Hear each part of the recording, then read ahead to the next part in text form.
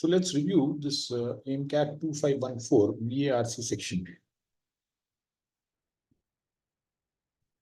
So let's first go through the result. The total number of people who gave this were roughly 12,000, 11,800 odd. So we can take it 12,000.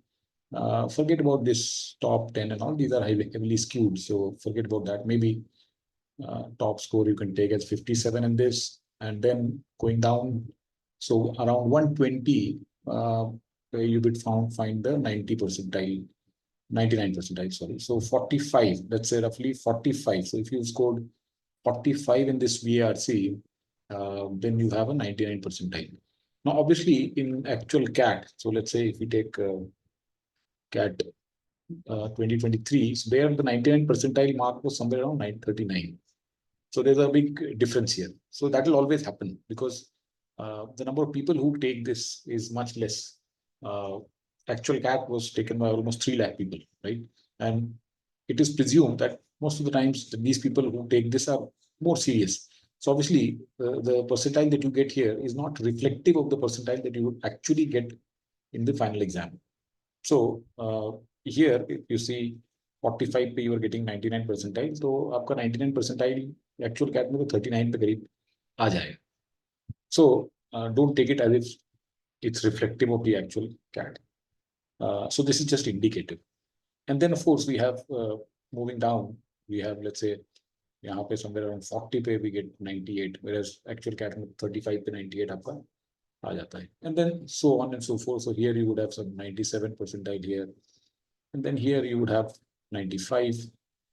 So 35, 34 के पास आपका 95 percentile Rafi है यहाँ पे, जो कि actual CAT में 28 पे आ गया. So that's just like a placeholder, so just that we should know. So let's move now and look at the passages, look at the VA questions. One thing I must tell you upfront is that going by the recent trend of mocks, so I give mocks of time, IMS and CL, and IMS has been going downhill, if you ask me, the last 2 mocks in terms of VARC. I'm not talking about QA and DILR. So SimCAT 8 and SimCAT 9 were quite bad. In fact, SimCAT 9 was atrocious. While doing it at one point, I felt like closing it and just finishing it there and then, because it sort of stopped making any sense. And I don't know what is happening to them. The VA questions that they bring are totally junk, I would say. I don't know from where they get that. Who creates these for them? Maybe they've outsourced it to somebody, and maybe the person is not doing a good job. CL, I don't know what is happening.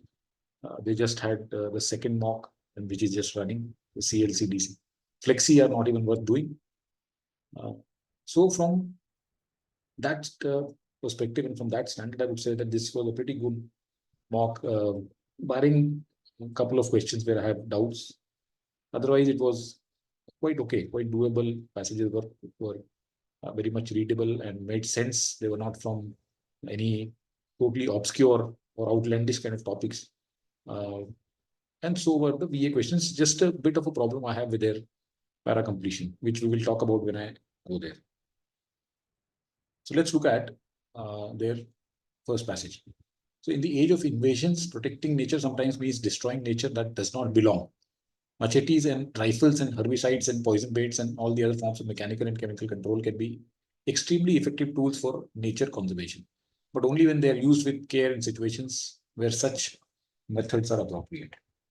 So we get a sense that what he's talking about is that when we have some pests or some other, let's say, unwanted creatures who are destroying nature, then we need to use some chemical and mechanical means. So machetes is basically something like a sword which can hack any animal you want. Then you have rifles, so these are mechanical. Then herbicides and poison baits are chemical. So what he's talking about, that you have these tools for nature conservation, but you need to use them with care. Unlike biological control methods, these approaches can be restricted to particular places, making it possible to control a species in one area and leave it unaffected in another. So biological control, if you try to do, then the whole species will be at risk. You can't control. Let's say here in this case, let's say um, let's say swine flu afflicts maybe some birds in some area, or some kind of a mad cow disease happens to some cows in a certain area, or some other disease happens to a species in some area, and you want to now restrict them the eradication to that particular location. तो आपको biological control method से नहीं हो सकता है. So, for example, a park may be fenced and goats exterminated within the park, while goat herding continues on adjacent private lands. Counterbalancing these advantages are of several obvious drawbacks to chemical and mechanical controls. First, herbicides, traps, fences, and labor are expensive and become prohibitively so as the size of the infested area of treated increases. To be treated increases. Second, killing invasive animals, especially large and furry ones, can stir up a lot of controversy, even if failing to control them does more harm to native species of plants and animals. Third, herbicides can be dangerous and environmentally damaging, especially if used improperly. And finally, some invasive species cannot be controlled at all by chemical and mechanical techniques. So, chemical and mechanical techniques जो बताई जा रही हैं, they have got advantages over biological approaches, but इसमें थोड़े से care के साथ करना पड़ेगा. और कुछ इसके ड्रॉबैक्स हैं. एक तो ये कि अगर एरिया बहुत बड़ा हो गया, इन्फेस्टेड एरिया, वहां पे जहाँ आपको कंट्रोल करना है इनको, तो then you will have to incur a great expense. Second is कि जो कई सारे इन्वेसिव एनिमल्स होते हैं, specially large and furry, so that means these are animals that people don't want to be killed. तो इनको मारोगे तो काफी कंट्रोवर्सी हो जाएगी. भले ये भी हो कि अगर आप उनको कंट्रोल नहीं करते हो तो they can do more harm, still people have issues with this. Like it's just like dog lovers. Dog lovers, dogs will keep on biting people, but dog lovers will still want the dog protected. So something similar is happening here. And third is that herbicides जो हैं वो environmental damage कर सकती हैं, especially अगर इनको improperly use. और कुछ species को control कर ही नहीं सकते इस method से. This paragraph talks about what is the advantage of mechanical and chemical conservation techniques over biological control methods, and then what are the drawbacks. Many non-native species that ultimately become damaging in natural areas were introduced deliberately. They are not so much invaders as invited guests that have become obnoxious and refuse to leave. For these species, the concept of early detection and eradication is irrelevant, and chemical and mechanical controls are of limited use because such species are seen as pests only long after they have become irrevocably established and widely distributed. Now, in this case also, these mechanical and chemical means may not work, because here, it's not that you suddenly detected that this species has become invasive and you know that eradication is relevant. But in these cases, those species or those particular invaders were invited for some reason. तो आपने अगर हो सकता है आपके plants की को help कर रहे हैं, it's some kind of insects or some kind of species, they help the crops to grow. आपने पहले उनको help करने के लिए बुलाया, लेकिन बाद में वो they refuse to leave and they become obnoxious means harmful. बाद में वो फिर they turn into something which is threatening for the plants. तो ऐसे केस में आपको ये वाले काम नहीं आएंगे, because they become pests only after they have become irrevocably established. वहां पे वो established हो गए. तो अब जो आपके घर में मेहमान बन के आए थे वही ओनर बन गए हैं, अब उनको निकालना बहुत मुश्किल है इन तरीकों से. In other cases, though, chemical or mechanical control might be useful for slowing the continued spread of newly introduced invasive species if the public realizes that species is damaging before it becomes widespread. अब आपने शुरू में अगर उसको detect कर लिया तो it is helpful and you can control. In such cases, herbicides and chainsaws can serve as delaying tactic after the invasion has occurred, but before all vulnerable areas have been reached. तो अगर spread शुरू हुआ है अभी and it has not yet become widespread, तब आप उसको control कर सकते हो, उसको डिले कर सकते हो ताकि बाकी के एरियाज में वो ना पहुंचे. Even if an invasive species become widespread, chemical or mechanical control may still be useful in some contexts. Whether these are appropriate methods in a given situation depends on two factors. First is the feasibility of control. Some species are too small or too hard to catch and too numerous for poison baits or machetes to be worth using. तो अब ये अगर wide spread हो भी गए तो भी हम कहीं कहीं पे यूजफुल हो जाता है, डिपेंडिंग ऑन टू फैक्टर. एक तो फिजिबिलिटी, क्या आप कंट्रोल कर सकते हो. कई बहुत सारे बहुत छोटे होते हैं, हार्ड टू कैच होते हैं, न्यूमरस होते हैं बहुत. Second is potential of control to catalyze positive long-term change. Even if chemical or mechanical control significantly reduce the pest population level, there generally isn't much point to spending money on herbicides or shooting year after year if a few missed seasons would allow the pest to return to its pre-control level. So, इसका क्या positive long-term change होगा? That means if you, let's say today you eradicate or you remove certain pest. Now, if for a couple of years nothing happens and then they again come back to the pre-control level, then what was the point of spending so much money? तो दो चीजें यहाँ पे देखेंगे, एक तो feasibility, क्या आप क्या वो पकड़े में आ सकते हैं, क्या वो उतने छोटे तो नहीं है, क्या इतनी ज्यादा तो नहीं है। दूसरा ये कि क्या लॉन्ग टर्म चेंज होता है या आपने उनको आज मारा और कल को वापस से खड़े हुए हैं। However, there are some circumstances under which long-term chemical or mechanical control is justified, particularly when the invaded ecosystem is irreplaceable. अब अगर आपका इकोसिस्टम जो है वो ऐसा है कि जो कि इररिप्लेसेबल है, दैट मींस यूनिक है, इनवैल्यूएबल है, और where continuous control is an effective means of reducing invader impacts, वहां पे कंटिन्यूअस कंट्रोल से ही रिड्यूस हो सकता है, तो ये चलेगा। दैट मीन्स कि अगर आपका लॉन्ग टर्म इफेक्ट नहीं भी है, लेकिन अगर वो जगह बहुत ही इनवैल्यूएबल है, वो इकोसिस्टम वापस रेप्लिकेट नहीं हो सकता, तो आप एक कंटिन्यूअस बेसिस पे कंट्रोल कर सकते हैं। A well-considered decision to use some chemical or mechanical method of control has to take all of these factors into account. So nice, interesting passage. Nothing difficult about it, I would say.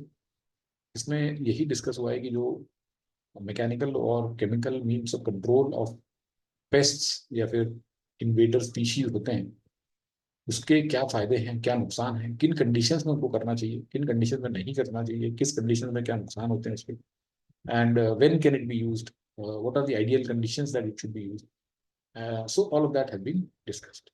So I hope the passage is clear. Let's move to the questions. The use of chemical or mechanical means is the most justified in controlling the population of a small rodent which is rarely seen above the ground and is extremely difficult to reach.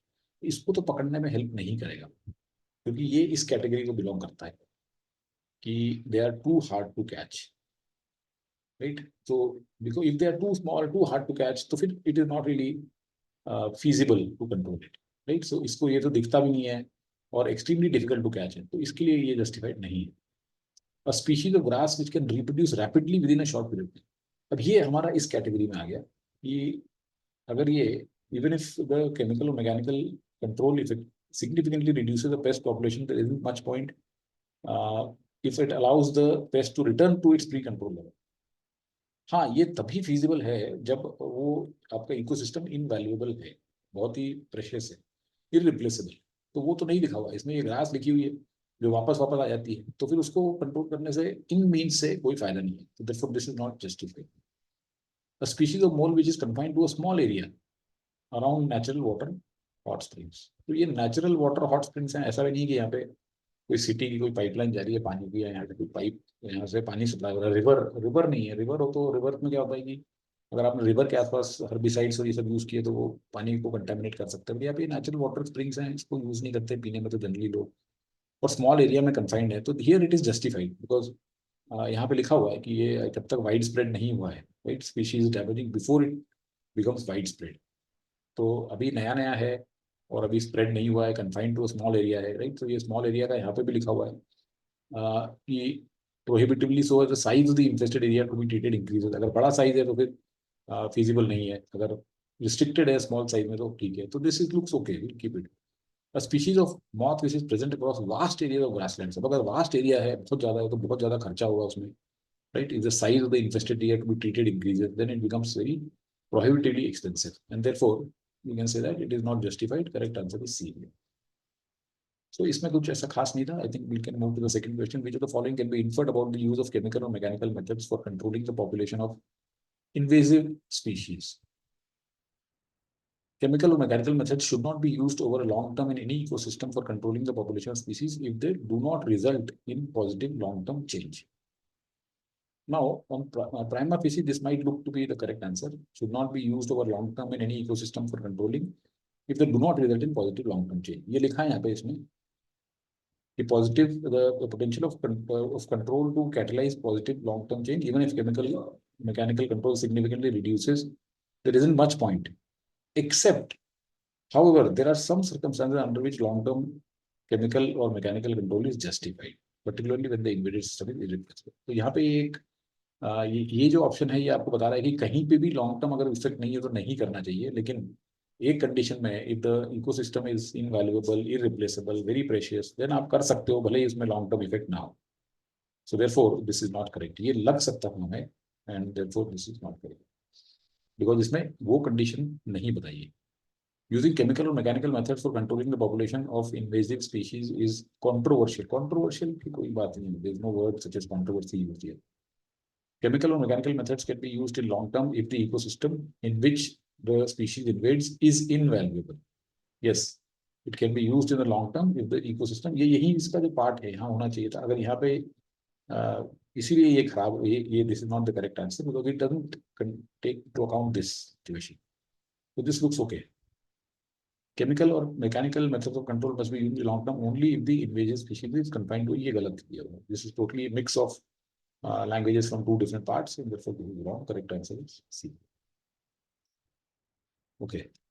As can be inferred from the passage, the biological method of control is not as effective as chemical or mechanical control when targeting specific individuals of a species. Yes, ये तो यही answer मिल गया हमको.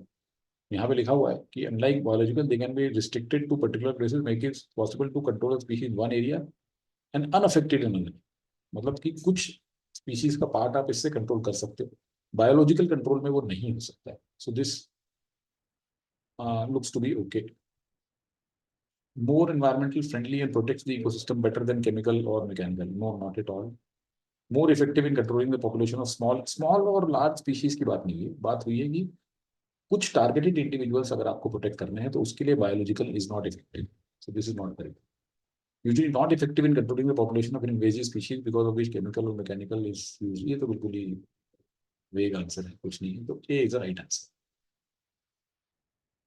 Which of the following can be understood regarding the chemical or mechanical methods of controlling the spread of an invasive species? The cost of using chemical or mechanical methods of control increases with decrease in size of individuals. Decrease in size से कोई link नहीं है cost का. Cost का link है कि increases with the increase in area that is to be conserved. ये लिखा हुआ ना, the size of infested area to be treated increases, तब आपका ये कॉस्ट प्रोहिबिटिव होती है. तो इसका स्पीशीज के साइज से कोई लेना देना नहीं है, size of the individuals. This is wrong. Effectiveness of chemical or mechanical methods of control increases when used consistently over a long period of time. ये तो ऐसा कहीं पे भी नहीं बोला उसने, बल्कि उसको लॉन्ग पीरियड ऑफ टाइम तो नहीं यूज करने को बोला है. उसने कहा है कि अगर आप उसको लंबे समय तक यूज करना है तो वहीं पे करो जहाँ पे वो इकोसिस्टम इररिप्लेसेबल हो. तो ये बिल्कुल गलत. Cost of using chemical mechanical increases with an increase in area in which the method of control has to be used. Yes, ये यहीं से डायरेक्टली आ गया. ये जो यहाँ पे लिखा हुआ है size of the infested area to be treated, तो यहाँ से आ गया ये बहुत clearly. So this looks like the correct answer. Let's look at D also. Effectiveness of chemical and mechanical is higher when individuals are not large and furry. Again, ये तो size, ये तो ऑप्शन ए जैसा ही है कि large नहीं है तो ही काम आए तो इफेक्टिव है, ये ऐसा कुछ नहीं. Correct answer C. तो इस तरह से ये गेम्स खेलते हैं कि लार्ज एंड फरी, ये इस तरह से फरी वर्ड यूज किया हुआ, तो maybe some people fall into that trap कि अरे हाँ वो फरी वहां लिखा पड़ा था तो हमने यहाँ पे भी आ गया तो इसलिए मार्क कर दो. ऐसा नहीं करना है. These are just small traps with this set. So C is the right answer. So I hope the passage and the questions are clear. Very, I mean, I would say compared to the recent passages I'm seeing in the mocks, this was a very reasonable, well-balanced passage and good questions. Let's move to the next one.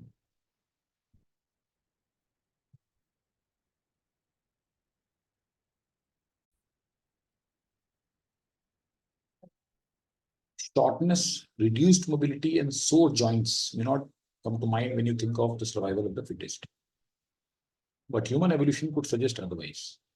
In a new study, researchers found that as early humans migrated into colder northern climates, a genetic mutation that knocks about a centimeter of height and increases the risk of osteoarthritis by up to 80% may have helped some of them survive the most recent ice age. While some traits resulting from this mutation may seem unfavorable today, there were advantages to early humans venturing out of Africa about 60,000 years ago, according to David Kinsley, an author of the study which appeared in Nature Genetics on Monday. तो ये कह रहा है कि जब हम survival of the fittest की बात करते हैं, सर्वाइवल ऑफ द फिटेस्ट क्या है, तो ये चार्ल्स डार्विन की थियरी नेचुरल सिलेक्शन है, जहाँ पे ये बताया गया है कि जो भी आपके ट्रेड्स आपको सर्वाइव करने में हेल्प करते हैं वही आपके पास ऑन हो जाते हैं to the offspring. So survival of the fittest means that you, whatever genes you have, they are the best for survival in that particular environment. तो अगर हम सर्वाइवल की बात करें तो अगर कोई हमें बोलता है कि शॉर्टनेस और रिड्यूस मोबिलिटी और सोर जॉइंट्स, क्या ये ट्रेड्स होने चाहिए सर्वाइवल ऑफ द फिटेस्ट के? कोई फिट इंसान आपको लगता है कि ऐसा होगा? नहीं। तो this may not come to mind, but human evolution suggest कर रहा है कि नहीं, ये हमारे लिए ऐसे ट्रेड्स बन के आए जिसने हमारा सर्वाइवल इंश्योर किया। तो अर्ली ह्यूमंस जो थे वो माइग्रेट हुए जब कोल्डर नॉर्दर्न क्लाइमेट्स में, तो उनके अंदर एक जेनेटिक म्यूटेशन हुआ, उसके कारण उनकी हाइट कम हो गई और ऑस्टियो आर्थराइटिस की रिस्क रिस्क इंक्रीज हो गई 80%, और इसके कारण वो बच गए आइस एज में। तो ये एक तरह से पैराडॉक्सिकल है कि आपका एक जेनेटिक म्यूटेशन हुआ और उसके कारण आप बच गए, लेकिन आपको दूसरी एक रिस्क बढ़ गई आपकी। While some traits resulting from this mutation may seem unfavorable today, they were advantageous to early humans. तो ये अब हमारे लिए अनफेवरेबल है। कोई ये बोलेगा कि शॉर्टनेस, क्या शॉर्टनेस एक आपके लिए फेवरेबल ट्रेट है? नहीं। सोर जॉइंट क्या फेवरेबल ट्रेट है? नहीं। लेकिन ये अर्ली ह्यूमंस के लिए जो अफ्रीका से निकले थे 61 ईयर्स पहले, वो बड़ा इंपॉर्टेंट था उनके लिए, बड़ा एडवांटेजेस है उनके लिए। So first paragraph tells you that there were certain traits जो कि फर्स्ट अर्ली ह्यूमंस में आ गए, उनके कुछ जेनेटिक म्यूटेशन के कारण, जिसके कारण वो सर्वाइव कर गए आइस एज। लेकिन वो भी ट्रेट्स आज हमें बड़ा दुख दे रहे हैं in terms of this osteoarthritis, जो कि बोन की एक डिजीज है। The shorter stature may have help these prehistoric humans retain heat and stave off frostbite in their extremities, the author said. तो होता क्या है कि जब आप बहुत कोल्ड क्लाइमेट पे एक्सपोज हो जाते हो तो आपको फ्रॉस्टबाइट होता है। तो फ्रॉस्टबाइट क्यों होता है? क्योंकि ब्लड फ्लो आपकी बॉडी में कर्टेल रिस्क दूसरा रिस्ट्रिक्ट हो जाता है। अगर आप बहुत लंबे हो तो उतने ही आपके जो बॉडी के पार्ट्स हैं, एक्सट्रीम पार्ट्स, हाथ, फिंगर है, टोज हैं, हार्ट के उतना दूर है तो वहां तक ब्लड जाता नहीं है, फ्रीज हो जाता है, तो आपको फ्रॉस्टबाइट हो जाती है। तो अगर आपका हाइट आपकी छोटी है तो दैट मीन्स कि वो सर्कुलेशन आपका इतनी प्रॉब्लम नहीं होती। तो शॉर्टर स्टेजर से ये हीट इनकी रिटेन हो गई। It also may have reduce the risk of life threatening bone fracture when slipping on icy surface. अगर ये फिसल गए तो बोन फ्रैक्चर नहीं होगा इनको। But the same gene puts human at greater risk for arthritis in the modern era as they live well beyond their reproductive years. लेकिन यही जीन्स के कारण उन्हें अब आर्थराइटिस की ज्यादा रिस्क हो गई। So he looks at variants of GDF5 gene, which was first linked to skeletal growth in the early 1990s and is known to be involved in bone growth and joint formation. तो ये GDF5 कोई gene होगा? सी कई लोग ये passage को छोड़ देते हैं सोच के कि देखो ये GDF क्या है, ये ग्रो वन क्या है। कोई बात नहीं, आपको उसको रीड करना है। See one thing which is there that whenever you get afraid of reading something, you should read more and more of it. This is the golden rule.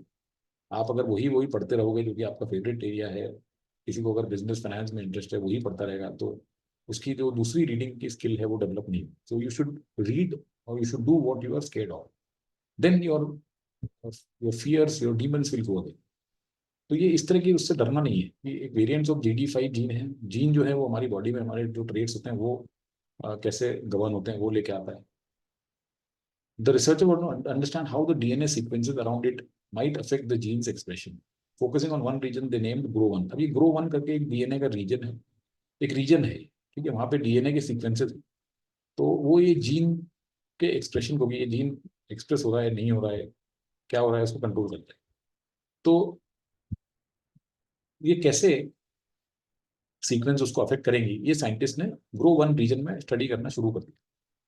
तो यहाँ पे ये बताया कि जो शॉर्टर स्टेज के कारण वो बच तो गए ठंड से, लेकिन उन्हें आर्थराइटिस और ये सब प्रॉब्लम होने लगी।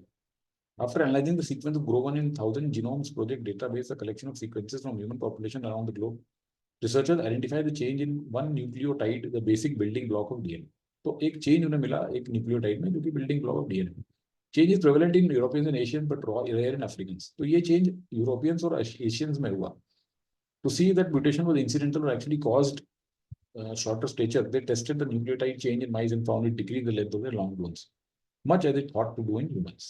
तो अब इन्होंने कहा ये म्यूटेशन जो है इंसिडेंटल है, ऐसे ही हो गया, या इस एक्चुअली इसके कारण शॉर्टर स्टेचर होता है। तो वो उन्होंने चेंज किया न्यूक्लियोटाइड माइस में, और वहां उन्हें पता लगा कि उसकी बोन भी शॉर्टर हो गई। तो ये बिल्कुल इनका it kind of showed to them that this DNA change, जो जिसमें जो न्यूक्लियोटाइड चेंज है डीएनए में, उसके कारण शॉर्टर स्टेचर हो जाता है।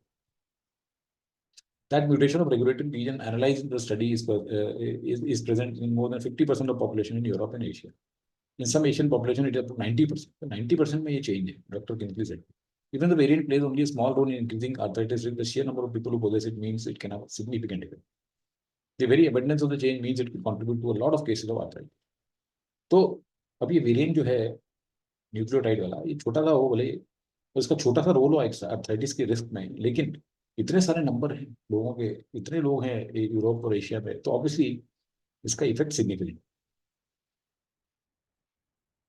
सो यहाँ पे इस पैराग्राफ में ये बताया गया है कि जो ग्रो वन एरिया को जब स्टडी किया तो उन्होंने कहा कि जो ये न्यूक्लियोटाइड चेंज वाला जो एक है, इसके कारण क्या वाकई में शॉर्टर स्टेचर होता है।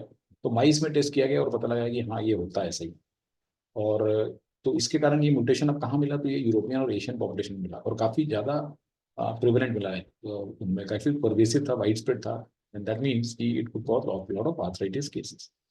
Similar evolutionary paradox can be seen with sickle cell anemia, a condition in which a low number of red blood cells make it difficult to carry adequate oxygen throughout the body. Genetic variant causes a high rate of disease in African population, but that variant was favored because it also confers protection against malaria. तो यहाँ पे भी एक और paradox होता है similar, कि low number of red blood cells होते हैं तो आपको ऑक्सीजन कैरी करने में प्रॉब्लम होती है।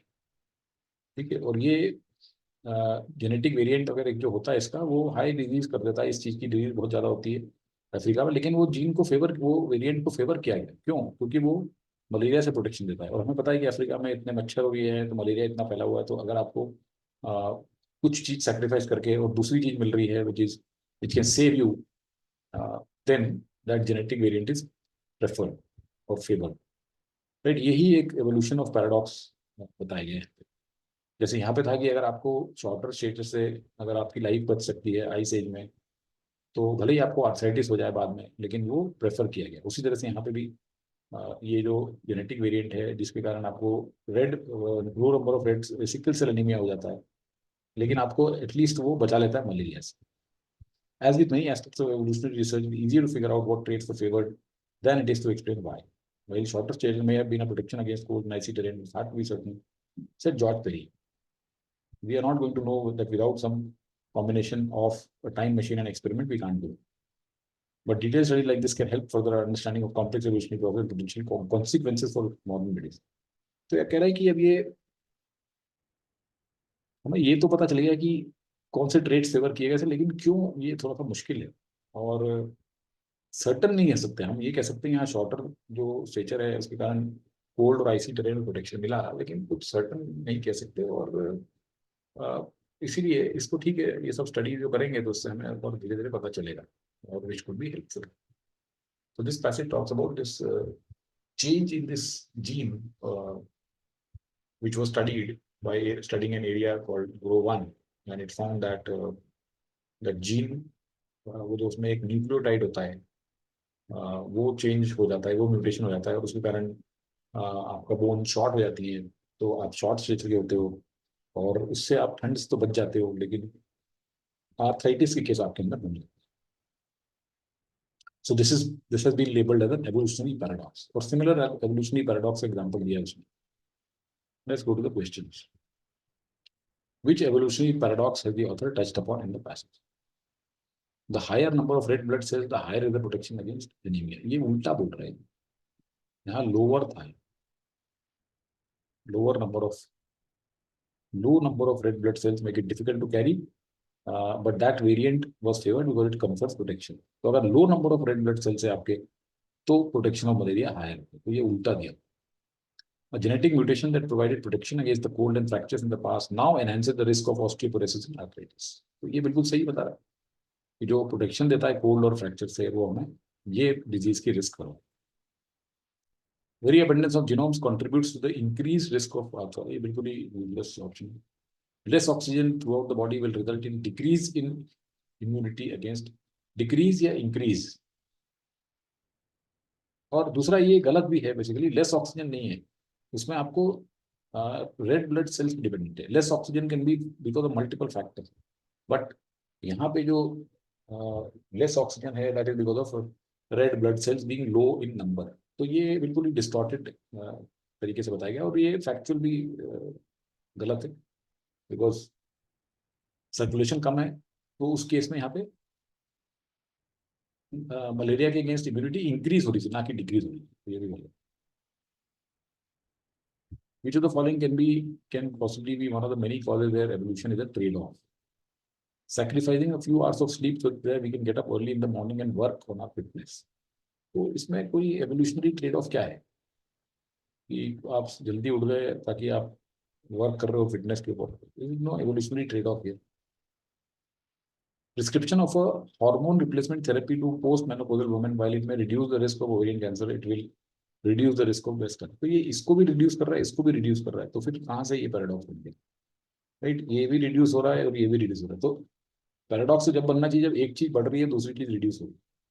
जैसे वहां पे आपका रिड्यूस हो गया possibility of dying in cold because of cold और प्रोटेक्शन अगेंस्ट कोल्ड, लेकिन increase risk of osteo arthro arthritis. तो ये गलत है. While higher birth weight provides a higher chance of survival in the first few weeks, babies that are too large have higher susceptibility to airborne infection. Yes.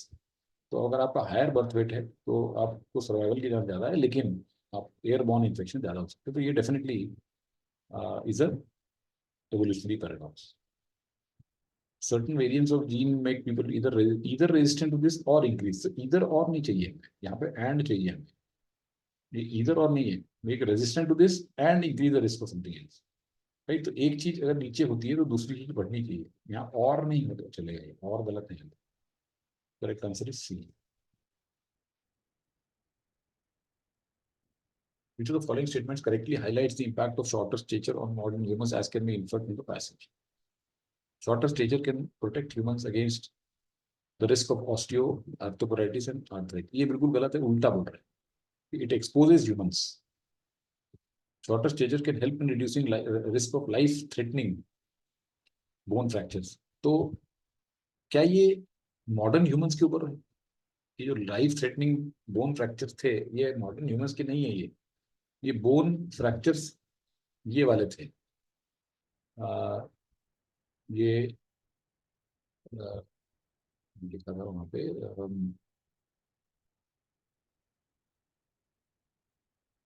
Yes, it also have reduce the risk of life threatening bone fractures while sleeping on icy surfaces.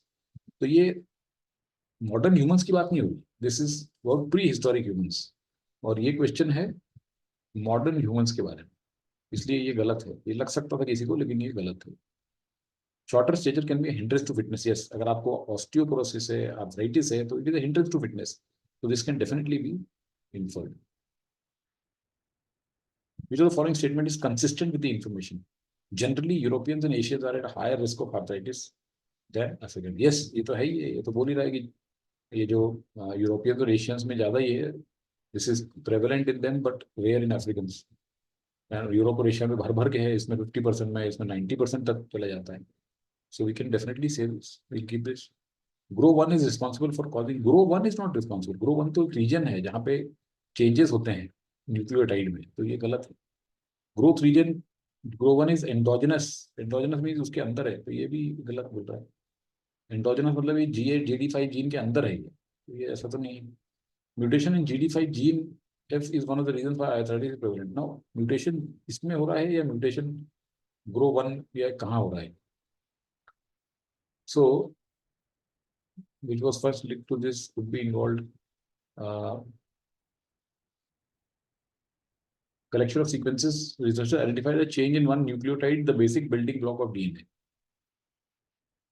The change is prevalent in European. तो ये जो change है ये nucleotide में हुआ, जो कि DNA का पार्ट है. DNA is basically the grow one. It is not GD5 gene. DNA is different and GD5 gene is different. तो जीन में नहीं आ रहे हैं वो चेंजेस. वो जो म्यूटेशन हो रहा है वो जीन में नहीं है, वो ग्रो वन में. तो इसलिए ये गलत है. Correct answer. This was a little difficult question in this. बाकी के 3 क्वेश्चन इतने मुश्किल नहीं थे, लेकिन ये question difficult. I hope the passage and the questions are clear. Let's go to the next one.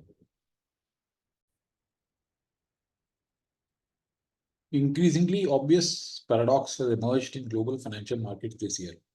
Though geopolitical risks, the Russia-Ukraine conflict, the rise of IS and growing turmoil across the Middle East, China's territorial disputes with its neighbors and mass protests in Hong Kong, the risk of a crackdown have multiplied. Financial markets have remained buoyant.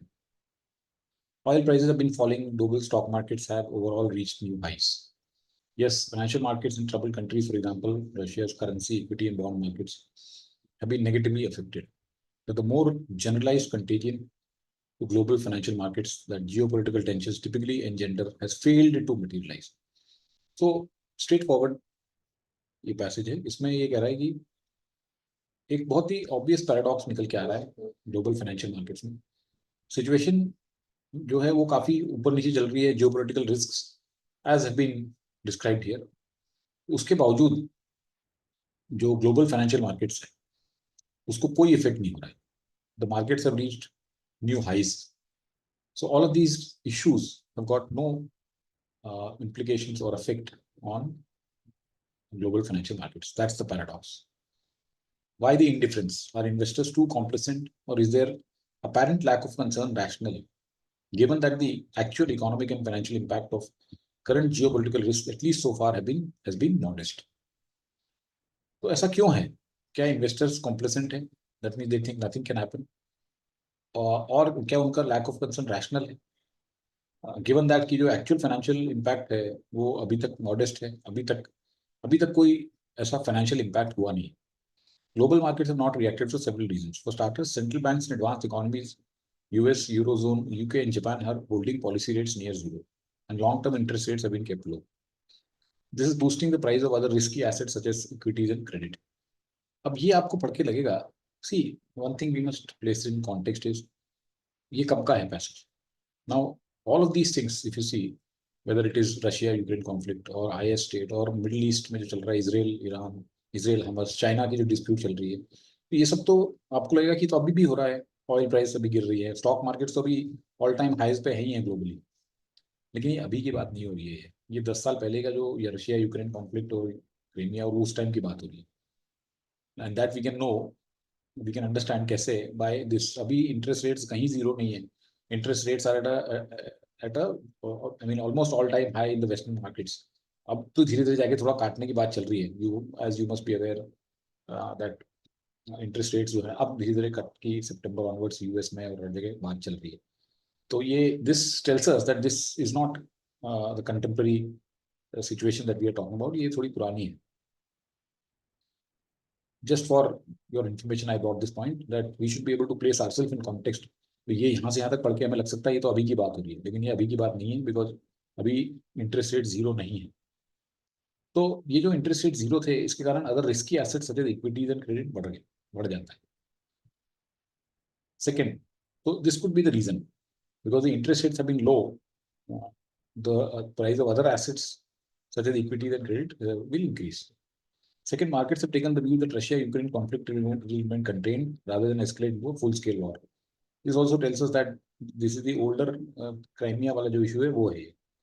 So those sanctions and counter-sanctions between West and Russia have increased, they are not causing significant economic and financial damage to the EU or the US. तो ये इसका दूसरा reason है कि क्यों अभी तक इसका इम्पैक्ट नहीं हुआ है. ठीक, तो एक तो यही था कि इंटरेस्ट रेट्स कम है, दूसरा ये कि लोगों को लग रहा है कि जो कॉन्फ्लिक्ट है ये कंटेन्ड है. Third, turmoil in Middle East has not triggered a significant shock to oil supplies and prices that occurred in 73, 79 and 1990. तो ये जो oil price बढ़ने वाली बात हुई थी पहले वो अभी नहीं हुई. On the contrary, there is excess capacity in global oil markets. So these are some of the reasons that he mentioned that why the financial markets would be unaffected by all of these geopolitical issues. There are good reasons why global markets so far have reacted benignly to today's geopolitical risks. What could change that? Several scenarios come to mind. Well, first, the Middle East turmoil could affect global markets if terrorist attacks were to occur in Europe or US. Markets tend to disregard the risk of events whose probability is hard to assess, but those have a major impact on confidence when they occur. तो ये कह रहा है कि हो सकता है कोई टेररिस्ट अटैक हो जाए, तो टेररिस्ट अटैक की जो प्रोबेबिलिटी है वो लो होती है, तो इसलिए मार्केट उसको फैक्टर इन नहीं करता है. Second, markets would be incorrect in the assessment that conflict such as those between Russia and Ukraine और Syria civil war will not escalate. दूसरा इसमें ये भी है कि हो सकता है कि ये कॉन्फ्लिक्ट जो है वो और बड़ी हो जाए. Third, geopolitical and political tension likely to trigger global contagion where systemic factors shaping the global economy comes into play. Today, the situation in Hong Kong, together with news of weakening Chinese economy, could trigger global financial health. तीसरा कि अगर कोई global contagion हो गया, कोई एक जगह कुछ क्राइसिस हो गया, इकोनॉमिक क्राइसिस हो गया, पॉलिटिकल फाइनेंशियल क्राइसिस हो गया, तो वो दूसरी जगह भी फैल जाता है और eurozone could relapse into recession crisis, reviving the risk of redomination if the monetary union breaks up. The interaction of any of these global factors with a variety of regional and local sources of geopolitical tensions could be dangerously combustible. तो ये जो अब इसमें बता रहा है कि क्या क्या गड़बड़ हो सकती है, what could change the current benign nature of markets, वो इसने दो तीन चीजें बताई है कि कॉन्फ्लिक्ट अगर फैल जाए और टेररिस्ट अटैक हो जाए या फिर ग्लोबल कंटेजियन आ जाए, कोई फाइनेंशियल क्राइसिस जैसा हो जाए, तो ये सब चीजें चैलेंज पोज कर सकती है. सो वो है भाई, global markets arguably have been rationally complacent. Financial contagion cannot be ruled out. A century ago, financial markets priced in a very low probability that a major conflict would occur, blissfully ignoring the risks that led to First World War. तो 100 साल पहले, अब ये देखो एक और आपको इसमें क्लू दे दिया कि ये 2014 का पैसेज है कि a century ago First World War started in 1914, right? तो सेंचुरी एगो फाइनेंशियल मार्केट जो थे उन्होंने फैक्टर इन करा था कि कोई भी मेजर कॉन्फ्लिक्ट नहीं होगी, लेकिन इमीडिएटली वर्ल्ड वॉर हो गया in the summer of 1940. Back then, markets were poor at correctly pricing low probability, high impact tail risk. They still are. तो लो प्रोबेबिलिटी हाई इम्पैक्ट वाली जो रिस्क होती है उसको मार्केट ढंग से प्राइसिंग नहीं करता. That could be the challenge today also. That is what we see. So the whole point of the passage is that in today's scenario where there's so much of tension going on, there's so much of conflicts going on, there's uh, so many challenges. Markets have been doing very well and they're at all-time highs. What could be the reasons first, and what could destabilize? What could be the reason? ये बताएं तीन चार इसमें, and then what could destabilize? ये बताएं. Let's go to the question. The paradox that seemed to have emerged in global financial market this year can best be restated as. So,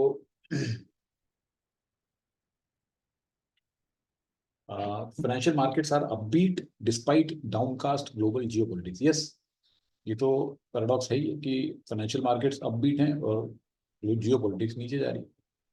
So this is definitely a paradox. Powerful negative forces like Russia, ISIS and China haven't brought down the financial. ये कोई paradox नहीं है कि powerful negative force. First of all, Russia और China को negative forces ऐसा तो नहीं बताया उसमें. अब they haven't brought down financial markets.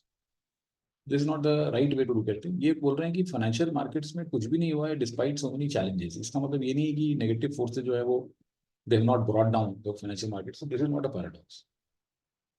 While there are geopolitical upheavals in one part of the world, they've done fair. Financial markets have done well in other parts. No, financial markets have been doing well in all the parts. There's no part which they are not doing well in. So ये गलत है.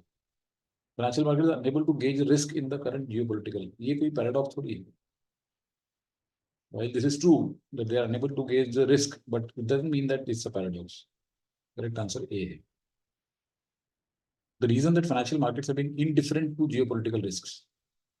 तो ये अब यहाँ पे तीन reason बताए गए. एक तो बताया गया कि ये जो interest rates have been kept low. दूसरा बताया गया कि रशिया यूक्रेन कॉन्फ्लिक्ट कंटेन रहेगी. तीसरा बताया कि ऑयल प्राइसेस का कुछ प्रॉब्लम नहीं होगी, राइट, और वॉर जो है वो कंटेन रहेगा. तो इस तरह से ये रीजन बताए. Investors are complacent because concern in present conditions is irrational. ये तो ऐसा कुछ नहीं है. It is totally absurd option. The expected financial impact of current geopolitical risk is not alarming. No, ये लग सकता है, इसको रख लेते हैं.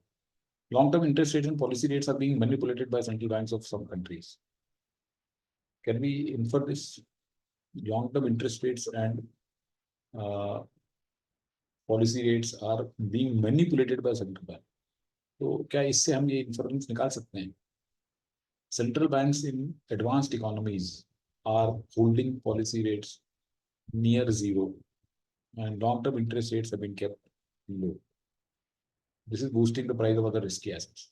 Now, if they are keeping the interest rates near zero, can we infer that they are being manipulated? ऐसा तो कहीं पे भी नहीं लग रहा कि ये मैनिपुलेशन है कि they should have been higher because of inflation. See, interest rates ज्यादा कब होते हैं? when inflation is very high, right? As we see last year before that, globally inflation had reached a peak unprecedented levels in 50 years in the western world. UK में 10% हो गया था, US में 5-6% inflation, 6% से भी ज्यादा इन्फ्लेशन, 8% इन्फ्लेशन, क्योंकि उन्होंने सुना ही नहीं. तो इंटरेस्ट रेट्स को ज्यादा करने की जरूरत थी. अगर ऐसे टाइम पे इंटरेस्ट रेट्स को आप जीरो पे रखोगे तो दैट इज मैनिपुलेशन। बट आपने अगर इंटरेस्ट रेट को होल्ड किया है नियर जीरो, तो ऐसा long term interest rates have been kept low, so we can't kind of this is really negative and extreme being manipulated. तो ये थोड़ा सा doubtful. Conflicts of remain content without causing significant financial revolution, ये तो बोल रहा है कहीं। इसमें अब हमें 2 3 4 में से अगर इफ वी सी, ये तो हटा दो वन वाला, तो वन वाले तो हटा ही दो। अब आपके सामने है 2 and 4 and 3 and 4। 2 and 4 is expected financial impact is not alarming. तो एक्सपेक्टेड फाइनेंशियल इम्पैक्ट ये भी कोई बहुत अच्छा ऑप्शन इसलिए नहीं है क्योंकि expected financial impact by the players, not in general. अगर इसमें थोड़ा सा वही लिख देता है कि expected financial impact by the current players is not alarming, then it's okay. But here is saying कि expected financial impact is not alarming. तो ऐसा कुछ नहीं कह सकते हो आप कि फाइनेंशियल इम्पैक्ट उसका अलार्मिंग भी हो। आप यहाँ पे कह भी रहे हो कि यहाँ पे इतनी सारी चीजें हो जाएगी तो अलार्मिंग हो जाएगा, तो not a very good option. But again this also being manipulated, this also wrong. तो इन दोनों में से अगर देखेंगे तो ये ज्यादा गलत है। मेरे हिसाब से दोनों ही ठीक नहीं है, बट ये ज्यादा गलत है, इसलिए इसको बाहर कर देंगे और इन दोनों को रख देंगे। तो I hope you understand why we marked second and not third. The first world war was mention. First world war इसलिए मेंशन किया था कि हमने 100 साल पहले भी हम किसी लो प्रोबेबिलिटी और हाई इम्पैक्ट वाली इवेंट को फैक्टरिंग मार्केट में नहीं करते थे और आज भी नहीं करते हैं। यही बात बताई गई है। कॉन्सिक्वेंसेज ऑफ फाइनेंशियल कंटेंजन नहीं है, erroneous pricing of low probability high impact risk. Yes, low probability high impact, यही बोला ना इसमें लास्ट में जाके।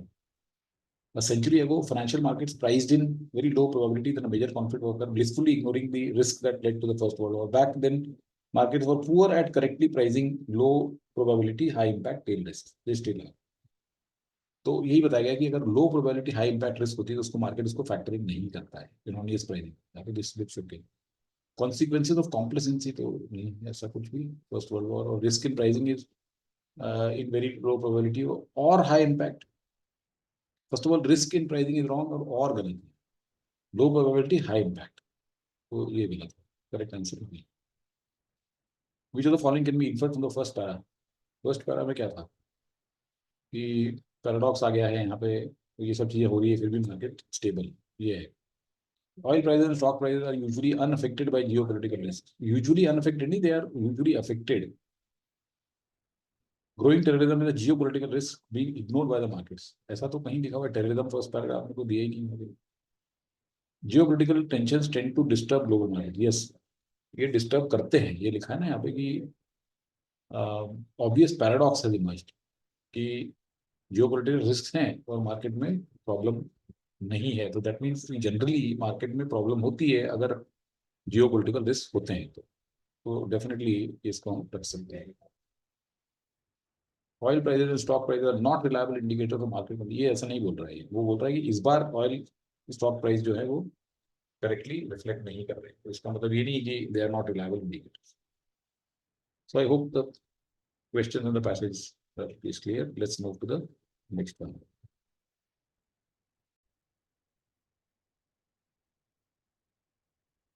On 2nd December, Yuri Milner, the Russian billionaire and founder of Breakthrough Listen, $100 million alien hunting venture, invited Avi Loeb, astronomy professor at Harvard and advisor on the project, to his Palo Alto home to discuss the bizarre features of the interstellar object Oumuamua.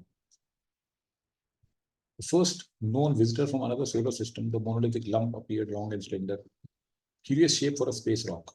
Who agreed that there was the slimmest chance this O was not what it seemed. 11 days later, Breakthrough Listen swung the world's largest steerable telescope at Green Bank in West Virginia into position and scanned the 400-meter long body for signs that it was a passing spacecraft. ये बता रहे हैं कि एक Yuri Milner करके एक Russian billionaire है और उन्होंने एक कंपनी बनाई है ब्रेक थ्रू लिसन, जिसमें $100 million का ये वेंचर है एलियन हंटिंग। तो ये एलियंस ढूंढते हैं। तो एक एबी करके वहाँ पे एस्ट्रोनॉमी के प्रोफेसर हैं और एडवाइजर हैं प्रोजेक्ट में, उन्होंने बुलाया और वो डिस्कस कर रहे हैं एक ओवा मुआ करके कोई एक इंटरस्टेलर ऑब्जेक्ट दिखा इनको, जो कि 400 मीटर लंबा है।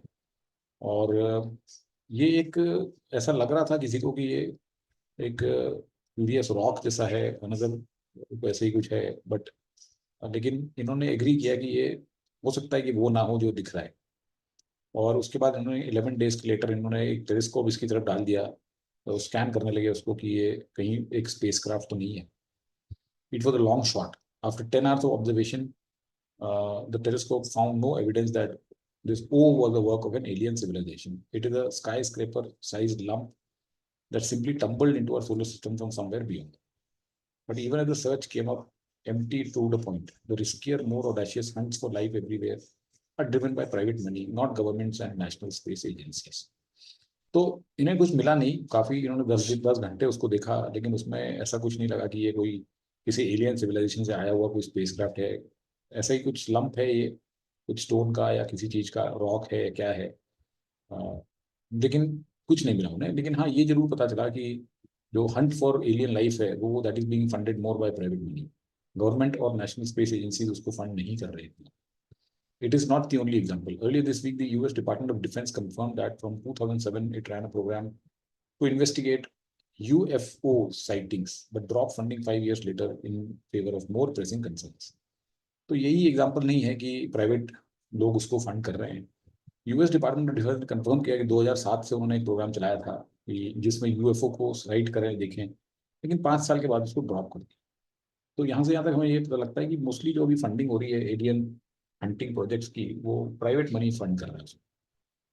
Of all the methods brought to bear on the question of life elsewhere, UFO sightings are at the farthest end of the credibility scale. When Monica Grady oversaw Britain's meteorite collection at National History Museum, she received plenty of letters about alien spacecraft over Britain. One exemplified a problem many scientists have with such reports. It came from a man who had photographed what he described as an alien vessel at the bottom of a garden. For me, it's a difference between astrology and astronomy, said Grady. We don't have any credible sightings that are more likely to be an alien spacecraft than not. तो ये कह रहा है कि UFO sightings कि लोग report करते हैं कि हमें एक यूएफओ दिखा, वहां पे हमें एक ये दिखा, तो इसको कोई बिलीव नहीं करता. There at the farthest end of the credibility scale, means कोई बिलीव नहीं करता. और ये मोनिका ग्रेडी है, इन्हें बहुत सारे लोग लेटर लिखते हैं कि एलियन स्पेसक्राफ्ट हमें दिखा. तो प्रॉब्लम जो है साइंटिस्ट की ये है कि किसी को कुछ भी दिखता है उसको वो एलियन वेसल बोलने लगता है. तो एक ने अपने गार्डन में कुछ दिखा होगा, उसको एलियन वेसल बता दिया. तो ये कह रहे हैं कि देखिए ये फर्क है एस्ट्रोलॉजी और एस्ट्रोनॉमी में. एस्ट्रोलॉजी में आप थोड़ा सा तुक्के मारते हो, आप थोड़ा सा ये एस्ट्रोनॉमी जो है वो एक कॉन्क्रीट चीज है. तो इसमें कोई एस्ट्रोलॉजी में कोई क्रेडिबल चीज है, दैट मीन्स कि ऐसा कोई you can prove it. But astronomy में तो आप शो कर सकते हो ना ये है या नहीं. While ufology struggles for credibility, the search for alien transmission is a serious science. Much of the sky has been swept for alien signals in the form of optical, infrared and radio waves. That means कि हम जो हमारा sky है उसमें हर समय देखते रहते हैं. There are various instruments that are fixated to catch some alien signal. अगर वो ऑप्टिकल फॉर्म में है, दैट मीन्स कोई लाइट के फॉर्म में है, इंफ्रारेड में है, रेडियो वेव्स में अगर है, तो क्या कोई सिग्नल आ रहा है आउटर वर्ल्ड से, तो उसके लिए हम हर समय ट्यून्ड इन रहते हैं. But searches are far from extensive. Future scan अभी सर्च एक्सटेंसिव नहीं है. फ्यूचर स्कैन जो है देखो direct energy beams use to propel craft, X-ray and gamma ray broadcast और इवन ग्रेविटेशनल रेडिएशन. तो बाद की जो स्कैन है वो हम अभी तक तो हम जैसे ऑप्टिकल, इंफ्रारेड और रेडियो वेव्स को स्कैन कर लेते हैं. लेकिन बाद की स्कैन जो है वो जैसे कोई अगर एनर्जी बीम है जिसके कारण क्राफ्ट चल रहा है, वो एलियन कोई वर्ल्ड है जहाँ पे कोई उन्होंने स्पेसशिप या कोई क्राफ्ट चलाया वहाँ पे, तो उसको जो एनर्जी बीम यूज किए वो भी हम डिटेक्ट कर सकते हैं, स्कैन कर सकते हैं. एक्सरे और गामा रे ब्रॉडकास्ट अगर हो रहे हैं तो वो भी कर सकते हैं. ग्रेविटेशनल रेडिएशन को भी कर सकते हैं. तो ये फ्यूचर की है, अभी के नहीं. मतलब अभी बहुत कुछ स्कोप बाकी है वो अभी से. When the massive radio telescope known as square kilometre array comes online in 2028, अभी 2028 में आएगा. It will be the first facility that is sensitive enough to detect the equivalent of TV broadcasts on planets around Alpha Centauri, the closest star system of Earth to Earth. It is searches like these that will finally answer the question, are we alone? तो ये एक पहली facility है जो कि अगर कोई TV भी चल रहा होगा अल्फा सेंटोरी में तो उसको डिटेक्ट कर ले, इतना सेंसिटिव है. तो दैट मीन्स कि यहाँ इससे हमें फाइनली आंसर क्वेश्चन का मिल सकता है कि आर वी अलोन, क्योंकि ये छोटे से छोटे सिग्नल को डिटेक्ट कर लेगा. अभी हमारे पास में टेक्नोलॉजी नहीं है बहुत छोटे सिग्नल को डिटेक्ट करने की, हर फॉर्म में डिटेक्ट करने की, लेकिन जो कि आ जाएगी हमारे पास. Discoveries from land and space telescopes and robotic planetary missions strongly suggest life should exist elsewhere. Water and organic molecules needed for life, as we know, are ubiquitous in space. ये सब चीजें तो बहुत जगह पे हैं. Reason people are so incredibly interested and excited with such a profound human question. We have a basic desire to know what is beyond, what is out there. What we have done so far is very minimal. We have far more work to do. तो हमें बहुत कुछ करना है. अभी हमने कुछ scratch भी नहीं किया सरफेस पे, ऐसा बोल रहे हैं. Right? So basically this passage started with that most of the alien hunting is now funded by private people. And then they talk about UFO sightings, and UFO sightings are basically not credible at all. And then how are we going about trying to look for signals in space? So current technology that we have can only catch signals which are only optical, infrared, or radio waves in nature. But then soon we will have directed energy beams also we can scan, or also even TV broadcast we can catch. And then we will be able to finally answer, are we alone? And definitely there should be life elsewhere, because whatever life sustaining water and organic molecules हैं वो तो ubiquitous हैं, बहुत में पाए जाते हैं. तो हमें बहुत कुछ करना है. That's the crux of this passage. Let's go to the questions. Which the following is an ideal follow-up question to the author of the passage. तो अब follow-up question क्या है होता है कि अब इससे बाद में क्या पूछा जाएगा. Ideal follow-up question. Have we searched for alien signals? तो इसमें कोई ये कोई follow-up question नहीं है ना. वो बोलेगा yes we have searched for alien signals. We have searched for alien signals in whatever ways we want. We can optical ये वो सब हो गया है, बाकी होगा आगे. इसमें कोई आइडियल फॉलोअप क्वेश्चन नहीं है. इसका आंसर इसमें इसका आंसर यहाँ पे नहीं है पैसेज में. इसका आंसर ऑलरेडी हो चुका है. पैसेज में जो नहीं है वो आइडियली वो पूछना चाहिए. What are likely consequences of discovering alien life. ये पूछा जा सकता है कि यार एलियन लाइफ जो मिलेगी तो उससे करोगे क्या. क्या हम उससे मिलने जाएंगे, क्या उसको यहाँ बुलाएंगे, कैसे करेंगे, क्या नहीं करेंगे, ये पूछ सकते हो आप. बिकॉज वो कह रहा है ना कि finally will be able to answer in 2028 कि are we alone. Finally answer, अगर हमें आंसर मिल रहा है no you are not alone, फिर आप क्या करोगे. Right. Why search for alien transmission garnering so much interest. ये कोई क्वेश्चन नहीं है. Garnering so much interest because हमारा ऑलवेज रहा है. ये ऑलरेडी इन्होंने बता दिया कि इतना हम करते चले आए हैं यूएफओ साइटिंग ये वो. तो इसलिए ये क्वेश्चन नहीं है. Is there enough evidence to prove that there is life elsewhere. Again this is not the question to ask, because उसने ऑलरेडी बता दिया यहाँ पे कि फाइनली हम बता सकेंगे कि are we alone. Right. So question वाली बात नहीं है. तो करेक्ट आंसर बी है. Not a very good question, I would say. These kind of questions are not very good questions because they leave much to imagination and much to subjectivity. तो बहुत अच्छा question नहीं है. अभी तक के बाकी क्वेश्चन इसके ठीक थे. सिर्फ एक में मैंने बताया आपको जो गड़बड़ लगी मुझे एक इसमें ऑप्शन में. But otherwise this has been much more logical mock so far. Which of the following is the main idea of the passage? To undermine the inquisitiveness that drives our search for aliens. To undermine the inquisitiveness, मतलब जो हमारी inquisitiveness उसको नीचे दबाओ, उसको खींचो. ऐसा तो नहीं है. Explore the false starts in our hunt. ऐसा कुछ भी नहीं है. To demonstrate the profound desire to know what is out there. नहीं. To discuss the various developments in our hunt for alien signals. Yes. So ये correct answer है इसमें. Discuss the various development. अभी तक क्या क्या डेवलपमेंट हुए, हमने क्या क्या किया है, कौन कर रहा है, ये सब चीजें हुई है डिस्कस में. To demonstrate the profound human desire. Human desire बहुत ज्यादा प्रोफाउंड है. ये ठीक है, प्रोफाउंड है, लेकिन this is not the main idea. ये यहाँ पे बताया हुआ है थोड़ा सा में कि प्रोफाउंड डिजायर है हमारी. We been reason people are so incredibly excited with such a profound human question.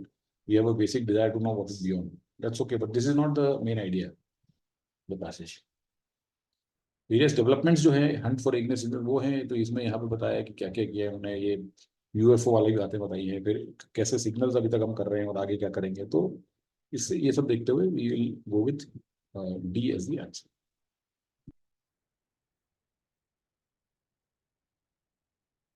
Breakthrough lesson and Oumuamua were mentioned to show that discoveries from land strongly suggest UFO sightings at the first more expensive adventurous explorations live elsewhere are driven by private money. Yes.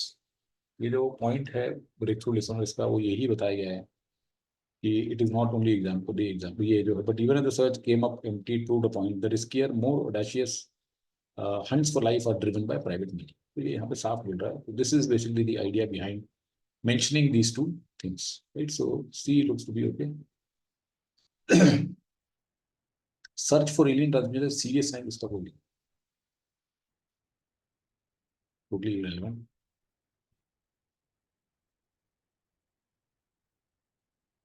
The assumption in the argument, it is searches like these that will finally answer the question, are we alone in that?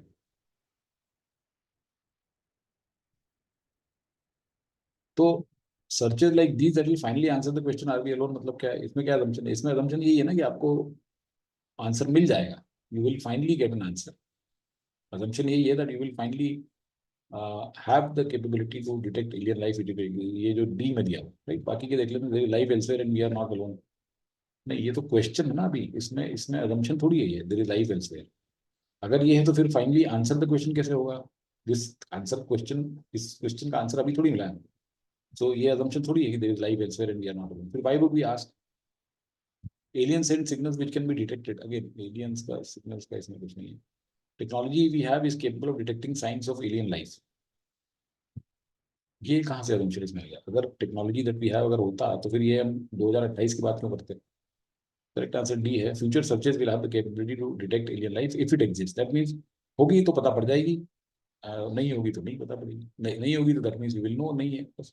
मतलब there will be no doubt after the future searches. ये जैसे इसने कहा है ना कि future searches searches जो है वो इवन एक टीवी ब्रॉडकास्ट को भी डिटेक्ट कर लेंगे। That means there is no way that we will not know कि लाइफ है कि नहीं।